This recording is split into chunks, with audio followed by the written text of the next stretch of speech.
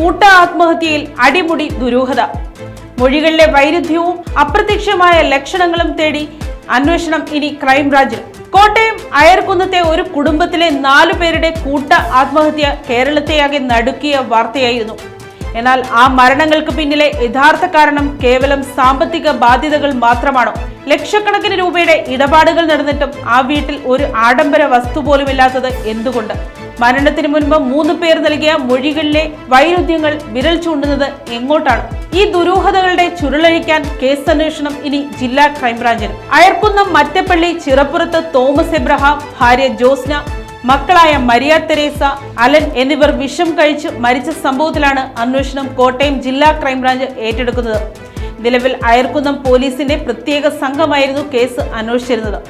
എന്നാൽ അലൻ ഒഴികെ മറ്റ് 3 പേർ മരണത്തിന് മുൻപ് നൽകിയ മൊഴികളിലെ ഗുരുതരമായ വൈരുദ്ധ്യങ്ങളും ദുരൂഹമായ സാമ്പത്തിക ഇടപാടുകളുമാണ് കേസ് കൂടുതൽ വിശദമായ അന്വേഷണത്തിന് കൈമാറാൻ ഉന്നത ഉദ്യോഗസ്ഥരെ പ്രേരിപ്പിച്ചത്. കളനാശിനി എങ്ങനെ ഉള്ളിൽ ചെന്നു എന്നതിനെക്കുറിച്ച് 3 വ്യത്യസ്തമായ മൊഴികളാണ് പോലീസിന് നൽകിയത് എന്നത് സംഭവത്തിൽ ഗൗരവം വർദ്ധിപ്പിക്കുന്നു. ജോസ്ന ജോലി ചെയ്തിരുന്ന സ്ഥാപനവുമായി ബന്ധപ്പെട്ട സാമ്പത്തിക തർക്കങ്ങളാണ് ഈ കൂട്ട ആത്മഹത്യയിലേക്ക് നയിച്ചതെന്നാണ് പോലീസിന്റെ പ്രാഥമിക നിഗമനം. പോലീസ് കണ്ടെടുത്ത ജോസ്നയുടെ ആത്മഹത്യാക്കുറിപ്പിലും ഇതിലേക്കുള്ള സൂചനകളാണ്. എന്നാൽ ദുരൂഹതകൾ അവിടെ അവസാനിക്കുന്നില്ല. 5 ബാങ്കുകളിലായി അക്കൗണ്ടുകളുള്ള ജോസ്ന അടുത്തിടെ 10 ലക്ഷത്തിലധികം രൂപയുടെ സ്വർണ്ണപ്പണയ വായ്പ എടുത്തിരുന്നു. കൂടാതെ ചിട്ടിയുടെ പേരിൽ പലരിൽ നിന്നായി ലക്ഷക്കണക്കിന് രൂപയും ഇവർ വാങ്ങിയിരുന്നതായി ആരോപണമുണ്ട്. വലിയ തുകകൾ ചെക്കുകൾ വഴിയാണ് അക്കൗണ്ടുകളിൽ നിന്നും പിൻവലിച്ചിരുന്നത്.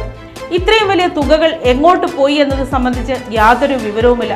ഇവരുടെ വീട്ടിൽ നടത്തിയ പരിശോധനയിൽ വിലപിടിപ്പുള്ള ആഭരണങ്ങളോ മറ്റ് ആഡംബര വസ്തുക്കളോ കണ്ടെത്താനും പോലീസിന് കഴിഞ്ഞിട്ടില്ല.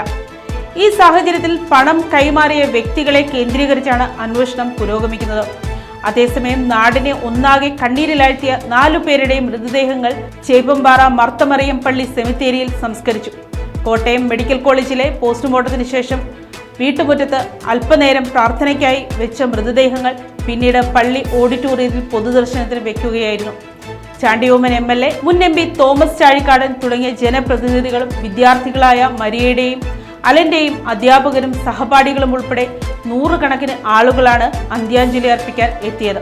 ഈ മാസം 13-നായിരുന്നു കുടുംബം കളനാശിനി കഴിച്ച് ആത്മഹത്യക്ക് ശ്രമിച്ചത്.